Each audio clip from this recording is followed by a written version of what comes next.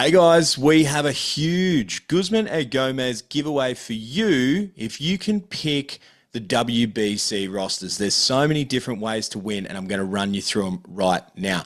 We've got a $100 gift card for the listener that picks the most number of players on the WBC 30-man roster. If it's a tie, the earliest submission wins. All you got to do is send your submissions into @Bloop Blast Podcast, slide into our DMs. We would love to see you there. So there's another way to win. Another one is a $150 gift card for the listener that gets the starting 10 for the game versus Japan on March 8. You have to get all to win. Not most correct like number one, like the first one, but the earliest submission wins in the tiebreaker there. And of course, the third way to win. This is a big one. It's for a $250 GYG gift card for the listener that gets the correct 1 through 9 batting order for the game versus Japan. And guess what? If more than one of you get it, you all win yourself a $250 gift card for Guzman and Gomez. So we appreciate Guzman for jumping on and supporting the podcast leading up into the WBC roster announcements. It's right around the corner. And now is your chance to win yourself a few gift cards. And you could win your whole team a gift card. Why don't you guys work it all out? Get in there, get the 1 through 9, get it right, and you'll get a whole team's worth of $250 gift cards. There's also the $100 gift card for the listener that picks the most number of players on the 30-man, and $150 for the listener that gets the starting 10 for the first game against Japan on March 8. There you go. That's it from GYG. We appreciate them. Go and check it out and slide into our DMs to win. It's an old baseball saying, a bloop and a blast. Bloop and a blast. Bloop and a blast. Big Sexy, Luke Hughes. Going back. This ball's back and gone in his first major league at bat. Luke Hughes hits a home run. What a moment for Luke Hughes. What a moment for Australia. Ladies and gentlemen, welcome back to another episode of Bloop and a Blast podcast. My name is Big Sexy. I am the Bloop. His name is Luke Hughes. He is the Blast. Hughesy, mate. It's all been happening in your neck of the woods. I mean, we'll get into the ABL stuff, but let's quickly dive into that AYC stuff, man. It's all happening down there where you are. It is. Everyone descended on Melbourne over the last week or so. We're coming to the crunch time, the finals time at the back end of the tournament, and it's just been, it's just a lot of baseball for these guys, right? The 16s have through to, I think they got their granny tomorrow. Who we got playing, big fella? Yeah, so in the 16s, I do believe it's New South Wales and Victoria, and that is today as you're listening to this. So go and check it out wherever you are on Baseball Plus. You'll be able to watch the grand final there, I'm sure. And, of course, the Final Four for the 18s has been announced. Did you want to read that out, or did you want me to do it? No, I'll do it. I've got it up here ready and primed to go. We've got WA finishing on top. They finished 6-0, they didn't lose a game. I did watch a couple of their games over the last few days, and they looked pretty good. Then we've got Victoria, New South Wales, and South Australia, who beat, I think, Queensland today or yesterday to get through to the final. So pretty close one there. WA, they look good. A lot of offense I've noticed in this tournament. A lot of offense. Balls are flying. Balls are flying. Port Melbourne, I realised I would love to play at Port Melbourne. That's a nice little short porch there. So I saw them on the WA team play on Friday night, and the ball's flying out. But no, their offense is clicking, and I think there's a few interesting things that I found out at this Nationals, which I didn't know previously. There is a 7-run rule, which I did not know, which was interesting to see, where they roll an inning after 7 runs is scored. I'm not sure I'm a massive fan of that, to be honest with you. Actually, I'm not a fan of Little that. mercy rule. Hughes doesn't like it. Show no mercy. I just think it's a national tournament, and it's all part of the game. And I just don't like it, to be honest with you. I did ask Lachlan Dale if he wanted to bring that into B grade in Perth, and he laughed at me and said no. Hang on, this is for that 7-run rule. You ready? want better. Be better. Just be better. Just not a massive fan, but we can move on from that. So, no, it's been fantastic out at Essendon. I spoke to my prezzo today, and there's just so many people down there, right? And I know how much hard work all the clubs have put in to put this event on, and it's been fantastic to date, and the weather's been good. I know it was hot the other day, but, they shuffled a few things around, and it's been 23, 24 and sunny every day since. So, no, it's going to be really, really good way to see the tournament finish up over the next couple of days. Yeah, man, I saw some clips and stuff of Essendon, your field there, I believe, and the playing surface looks unreal. And is it a little is that the place a little 300 to left? A little 300, 360? No? Maybe I got the wrong one. It's 350 to the left. I think it's like 360 to center and like 350 to the right. It's a funny ballpark, to be honest with you. The dimensions. I actually asked the club to, when they were doing all their renovations this year, to bring it in for the lads. And then you see some of these lads with the tin bat sticking them out too. So no, it's a great field. And as I said, they've put a lot of work into it over the last few years, and I think now we're basically nearly done with all the renovations. I'm sure they'll find another project to do, but new AstroTurf, new outfield, new cages, new clubhouse, new lights. It's a great place to call home, a great place to coach, and you see I think the way the tournament's run and there's been so much positive conversations around the efforts that have gone in with all the volunteers from all the different clubs that have hosted this year. So, yeah, it's come to the crunch time. So let's go WA. Yeah. So is that who you're picking in 18s? You reckon WA's got the chockies? I may have flicked a few messages around. Hey, Tal, how are you, mate? To his bedroom midway through. Go away, mate. There we go. I knew something was going to happen. That's on me. I'll give myself one of these. Be better. That's my bad. No, I'm waiting for Crawford to come out at some stage. But no, I think I have messaged a few of the Vic people just to kind of rile them up a little bit about today or yesterday's victory. But, it's... Yeah, I see him getting through. I mean, obviously winning it. They just look really strong 1 through 9. The offensive lineup with a couple of guys coming off the bench that I think are really good. And it's going to be a tough lineup to write because everyone's hitting basically 400 and above. So, yeah, it'll be really interesting to see how they roll out their pitching staff and all these clubs as well coming into the back end of the season. It's really back end of the competition to see how the pitching staff stack up, right? And obviously finishing on top probably gets you a little bit of a better opportunity to potentially not save guys, but have more depth in the back end for that grand final. A little bit of rest. What are you thinking for the 16s? I think both teams are really good, and notoriously New South Wales and Victoria are always really strong in this age group. New South Wales, I think I said last week, have won 5 of the last 10. So, I'm going to go New South Wales just so I can annoy all the Victorians over here. Wow. No, I'm joking. No, I'm not even really sure. I haven't been able to see much of the 16s. I've watched more so of the under-18 tournament, but let's just go New South Wales if I have to pick somebody. Yeah, fair enough. I'll go Victoria. Why not? That'd be fun. But best of luck to all the kids playing. And I mean, man, wow, what a special week for them. And I bet it's been a ball of fun. So, and also, hey, mate, those fields look schmick. I'll tell you what. Essendon got it going on. Well done. So let's go into to round 9. The round that was, of course, we had a few things happening, lots of things happening, but we'll get into the Adelaide Giants versus the Bandits first and foremost. We'll go through the scores as it runs here. Thursday night, Adelaide got up 15-2, a huge blowout of a game there for Adelaide Giants on the back of Jack O'Loughlin. Lots of offense, I tell you what. Of course, too, the Friday is a game for the Bandits. That was a 10-7 win over the Adelaide Giants. I want to say that was the walk-off, or maybe not. Correct. Yep, yes, correct. I was paying some sort of attention, even though Friday I was at the Perth Heat eating hot dogs, but we'll get into that later. Saturday game was, again, the Giants, 9-2 over the Bandits. And the second half of that doubleheader, the Giants got up again, 6-5.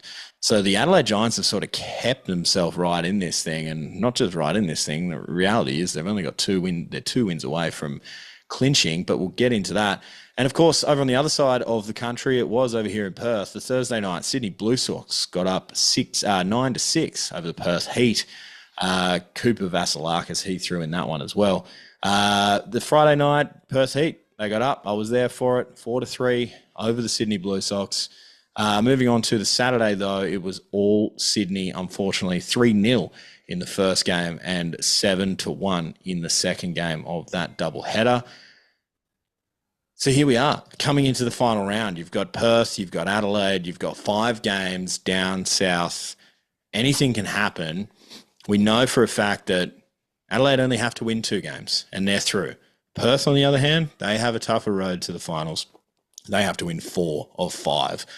You talk about a lot on this show, Luke, how hard it is to go in and win 3 games or 4 games in a sweep. Now you've got to go and win 4 out of 5. This is it. Yeah, it's going to be a tough one for the Heat. Adelaide have got the bats firing. They have really, their lineup is strong all the way through. They brought in a player, let me see if I can pull up his name, who has stupid amounts of home runs in 10 games. I think he's hit 8. So he enjoyed thoroughly playing in Brisbane. I'm just trying to get his name so I can get it right. Is it Colmenares? Yeah. Was it him that's just come in and just gone whack, whack, whack? So, yeah, it's going to be really tough for the Heat, right? Jack O'Loughlin's dominating on the mound. He's definitely found his stuff. And I think, that's going to be hard to go out there in game 1 and be able to, beat him. Right, it's just like the pitching stuff for me has just got stronger, and the offense have gotten stronger. So yeah, I'm leaning towards Adelaide for this one. It's just really tough to win 4 games out of 5. Anything can happen. And Brookie Knight was coaching, I think, in Adelaide, came in, and I think he had to win a game, and we swept them, all 4 of them. All they had to do was win 1 game, and they'll through, and the mighty Heaters just came through. But I do have to pick you up on something that you said about Sydney earlier, just then. You're a little bit disappointed that Sydney got through. We have to congratulate Brooke and the team there in Sydney for clinching top spot. And, it's really good to see that franchise get an opportunity to play off in the championship. Who said I was disappointed? I feel like they clinched in round 4. Come on.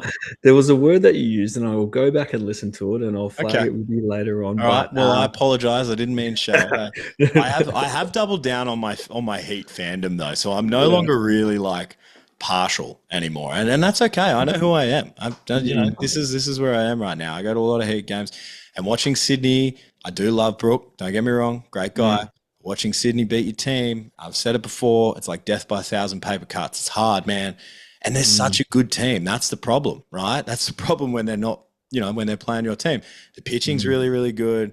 Defense is usually really, really good. And the bats, they just find a way to do it. You know what I mean? It's just they've done it all year, and they did it all of last year. So, yes, I apologize if I was a little shady towards Sydney, but it is. And it is exciting for them, right? Like it's the first time that they've, let alone clinched this championship series, but also clinched it at home, to have it at home. So that's huge. That's huge for that baseball community. So I'm very, very happy for him. I am. I really, really am. But I am more focused right now on watching this Perth Heat team try to win 4 out of 5. I think it's a great story. And Adelaide, hey, 2 games, it's an easy route to a victory to get to the championship series.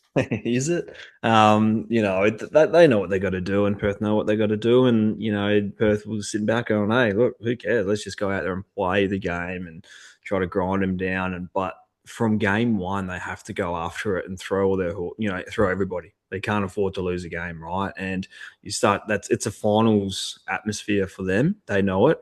It's TK's, potential last series. And we'll talk about TK in a little bit. Yeah, we'll talk about him in a little bit. And, I know the boys will be pulling for it. I know how much Alex Hall wants to get through and have another chance to win the Clarkson Shield. So it's just one of these things that I think it's going to be very, very difficult, try to win 4 out of 5 in Adelaide, which is a different ballpark to play at. We know the ball doesn't jump out of there too often, and they're going to have to string a lot of hits together. And I just think that pitching staff at Adelaide is just a little bit too strong for us at the Perth Heat. Well, we touched on it there, of course. I do believe, though, that Perth's probably one of those teams that's a little bit better on the road, and they seem to hit the ball a bit better in Adelaide, is all I'm going to say. So that's maybe just blind fandom, right? and hope. But hey, I've got it. So I'm hoping for a big weekend from Perth, and let's make it interesting. Let's see him go and win 2 games and then see what happens. That would be really fun because I know I'm going to be glued to the TV for the weekend if that's the case. We did touch on it before. Thursday night, we got some news. Everyone got the news all around the league. The GOAT, TK, he's announced that this will be his final year in the ABL. And, of course, that last weekend was his final home series. And, I mean, hey, I haven't been here as long as anyone else, especially or been around the bloke as much as you, Luke. But I tell you what, just even in the short time I've been in Perth and got to see TK play, it's really, really special. And he will be missed. Absolutely. It feels like just won't be the same. You know what I mean? But, man, wow, what a career. What a guy. I don't think anyone could say a bad thing about TK, but everyone seems to say the same thing. He's the GOAT. And he's a classy dude and just, yeah, what a great icon for the game. Yeah, TK called me last week and just let me know what, we had talked about it in the past, probably over the last, season or two around, when for him was the right time. And I don't think you don't really know when it's time to hang him up. For me, I did. I just was getting my doors blown off me, and if I couldn't get the bat out anymore, and so I was like, yeah, it's definitely time for me to kind of move on. But all jokes aside, TK has just been the stalwart of that Perth Heat lineup in the Australian national team for the better part of 20 years on that Perth Heat team. Right, he's been the leader. Got to play 15, 16 seasons with him, with TK, and win a lot of championships together. We've got so many fond memories together. We co-own a business together. It's one of my best mates. And it's, sitting back talking to him was a bit emotional, and I'm sure, it was pretty tough for him on Saturday. It looked like a fantastic turnout to send him off as his last home game there in Perth. And, the family was all there. His kids were there. A lot of people came out just to show their respect to him, and he deserves, every part of that because, as I said, he has been, the best player that we've seen in this country for a very long time. And he's won 2 Helms Awards. He's represented Australia for 16 plus years. He'll be finishing up. Hopefully makes that the WBC team. I'm sure you make that WBC team, and that's probably the last time you get to see him in a uniform at the national level. But who knows? He still might be floating around there down at the Braves and playing a little bit of club ball hopefully next year. And but yeah, he's a special bloke, mate, and I'll be tuning in this weekend, cheering him on. Hopefully, he gets 6 hits. 6 hits this weekend, which will make him the all-time hit leader and professional baseball in the country, in the country too, right? So, all I said to him as well when we had a quick chat last week, when he let me know, I was like, mate, just a few knocks this weekend, get yourself close enough. You got 5 next week, and give yourself a sniff. And he doesn't care about personal accolades at all. He never has. He never speaks about it. He's very humble with it. Huge competitor. So in the back of his mind, I know he will want it. And he had a great series last weekend too, right? So good to see him back out there playing for the Perth Heat, and looking forward to him getting 6+ hits this weekend. Yeah, and I don't know. It's just what more can you say? You know what I mean? Like it's amazing. So I'll say this: thanks, TK. You're a legend, mate. So it's pretty awesome. So and look, we hopefully we'll get him on the podcast again and talk to him about everything, I'm sure. At some stage, and obviously talking to him before the WBC as well. So we'll bring that to you, fans. We'll bring that to you, listeners. At some stage. Getting all razzed up. I did want to ask you what made you decide to hang them up, but just not getting around on fastballs. But TK still looks in great shape, doesn't he? Like he could probably go. I mean, he would be the person to answer that, but it still looks like he could go for another couple of years. You know what I mean? I think. Yeah. What's nasty is he's going to come back to state league and probably hit 800, and we're all in heaps of trouble. He'd probably win an MVP next year in Perth. But it's one of those things. He's been able to keep his body in shape. He's been able to stay healthy this year. It's the first time he's been hurt in a very long time, and that's a testament to his work ethic. And no one's ever challenged that. And yeah, he will go down in history as the greatest player of in the ABL, I feel. And look, there's been some good players. We know that, right? There's been a lot of good players over the time. I'm not putting shade on the old ABL at all. I give respect to those guys and what they achieved throughout their careers. But yeah, it's been really fun to sit next to him in the clubhouse for many years, spray champagne and beer and celebrate the victories that we got to share together and the carry on that happened after that. And those are the memories that I remember. And, one day we'll be able to sit back and, talk about it a little bit more and enjoy the time that we got to share together on the field. So I know everybody's really enjoyed their time playing against TK, playing with TK and everything that he's built around the fan base and the support that he's shown that franchise. It's been fantastic to watch. So congratulations, TK, on a fantastic career and good luck this weekend. Absolutely. And I mean, come on, tell me there's not a better storybook finish if you're a Perth Heat fan or just a baseball fan, right? Win 4, get 6 hits, go through the championship. Back against the wall, right? 4 games to win out of 5, get 6 hits, send him off to the championship series, hold the shield up, break Sydney's heart. No, I do sound like I don't like Sydney, don't I? No, I'm just joking. But I tell you what, wowee, what a great storyline coming into the final round of the weekend. And of course, we know everyone's excited about it. I know some Adelaide fans probably aren't, especially if Perth go out and win game 1. But hey, it's baseball, folks. That's what we're here for. They're going to be rowdy down there in Adelaide. Yeah, I know they're going to be rowdy. So it's going to be a bit of fun. Yeah, a couple of West End to be flown around. Make sure you tune in. Baseball Plus. Yeah.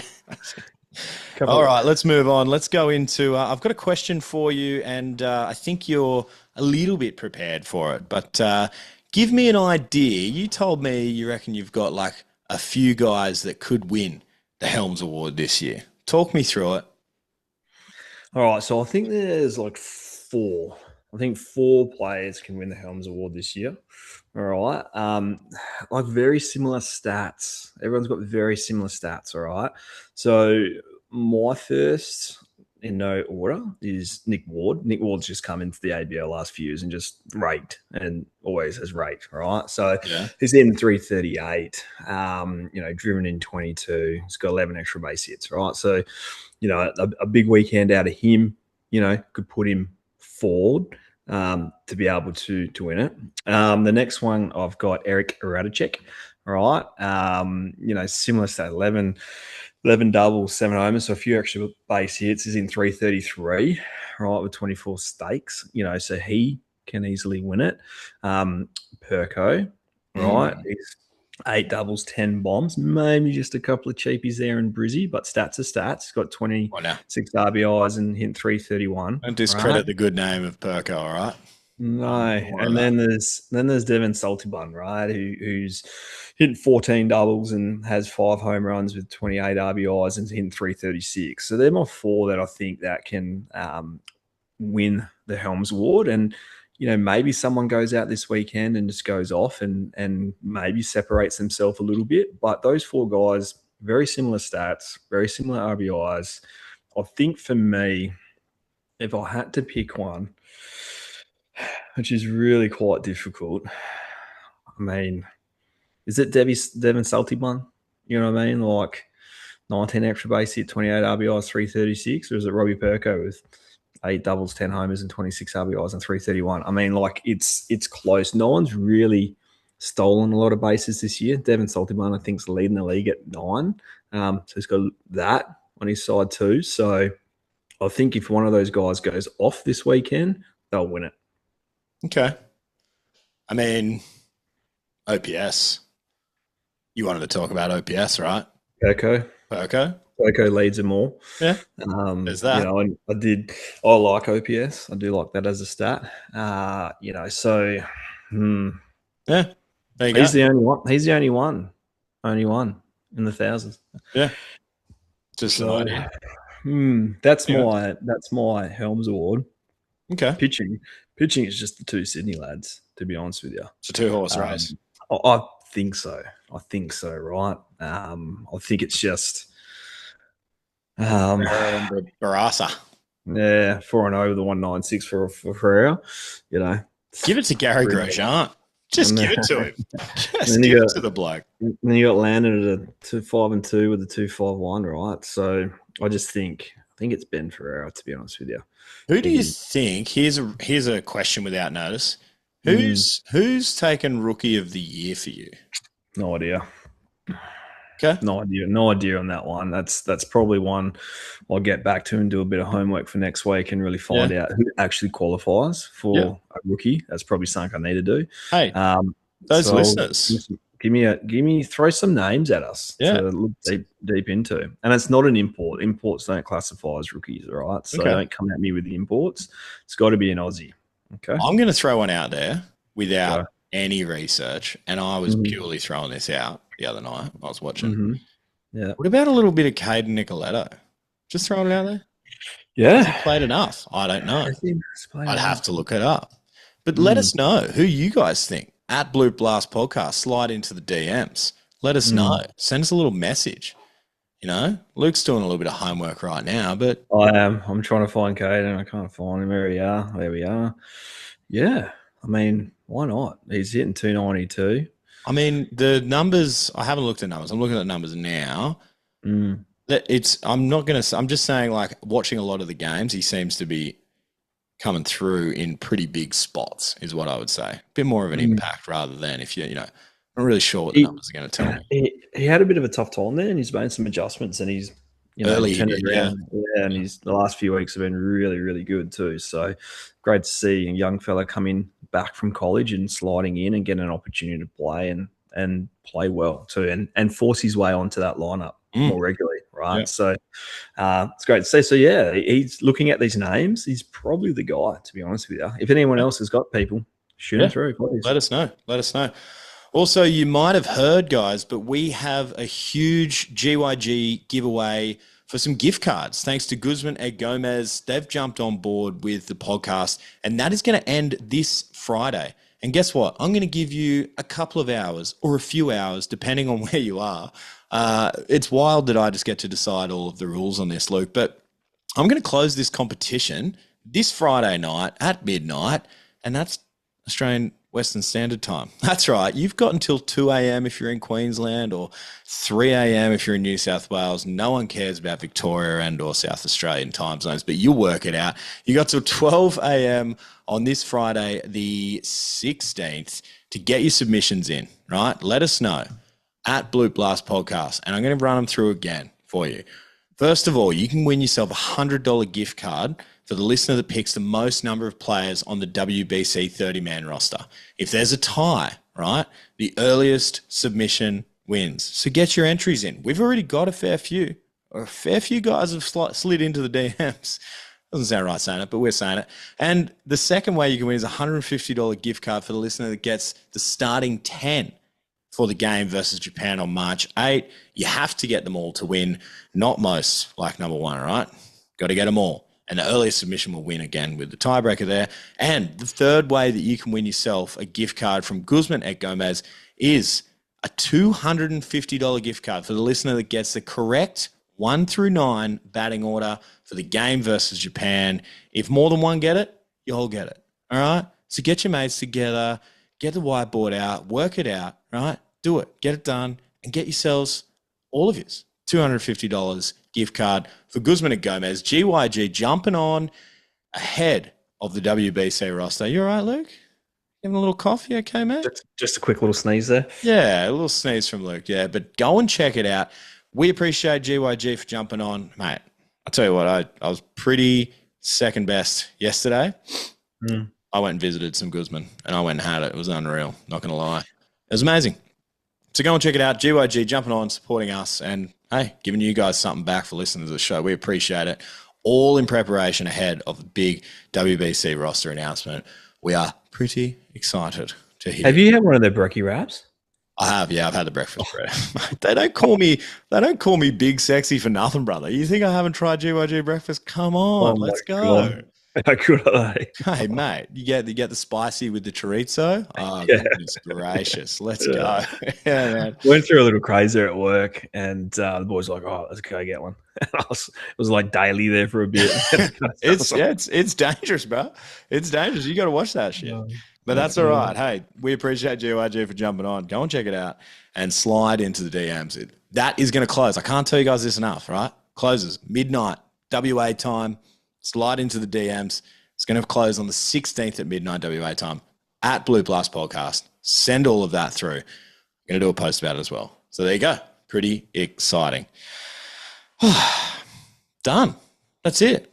Nah, I'm just joking. What else did you want to talk about, Luke? What else we got? Oh, I got a little personal one for you. Oh, here we go. Are you a little bit upset that Alex Bregman signed with the Cubs? I am. Yeah. I thought that might get you. Yeah. I don't know. Yeah. Well, they're not. It just feels like they're just not going to do anything now. But like, who else? What are they going to go get? Like, who are they going to get? Boba. Yeah. Really, I've never been that high on Boba. Are you kidding me? Go look at his stats. You're a clown. No, You're a clown. He's a part of those baby Jays, and I just got over him. I'm off him. If I'm looking at a couple of guys that I'm interested to see where they sign, obviously Bobichet's at the top, Cody Bellinger's next, and then obviously we got Tucker. So there's three big dogs still sitting there on the market, right? And you got the youth in Bobichet. You got Cody Bellinger, who's just been consistent the last couple of years. I know he had a couple of down years there for a little bit. And then you got Tucker coming back from a bit of a down year. I think he got a little bit hurt too, right? So there's three big dogs still out there. I just don't know why you bring the guy in, you have the whole Raffy stuff, admittedly, whatever. I was on Team Red Sox for that whole Raffy thing. I was like, okay, cool.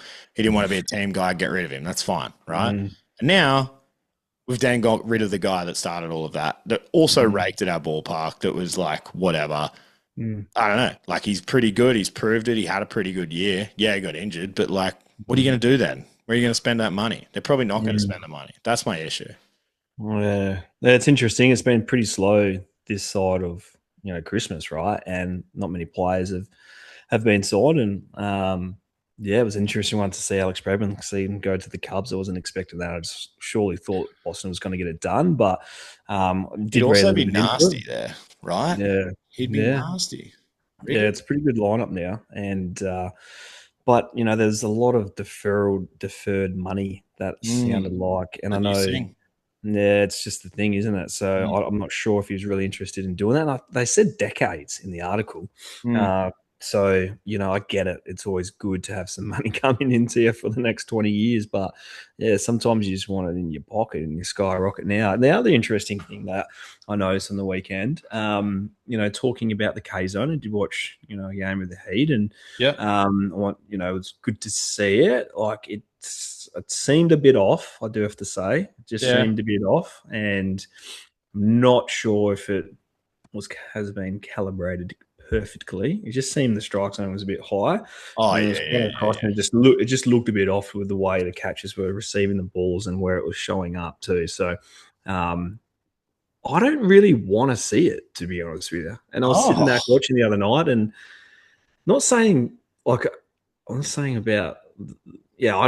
I'm not a massive fan of it, to be completely honest with you. Like sitting on the screen and stuff like that. I kind of just want to watch a game without it on, to be honest. So really. Yeah, that's what I landed with it in the end. Wow. I was like, I don't really need to see that on there. How can I keep you happy, Luke? I mean, come on. I want more production. You get more production. No, I don't want to see it. Go back to black and white TV. Like, what do you want? No, I like the video and like all that stuff. Jesus Christ. Here we go. Yeah. Melbourne had fireworks and a muso. No, I did go watch Melbourne play on Sunday, and it was the first game of the year out there, and took my little boy. I said, "Where do you want to go? Want to go watch the Nationals at Essendon, or do you want to go to watch Melbourne?" And he goes, "Dad, is that the big stadium?" And I was like, "Yeah, the big stadium." He goes, "Yeah, let's go to the big stadium." So we chuffed off out there and got to catch up with a few of the boys, and they put on a good show. So. Was there a soloist? Was there a muso?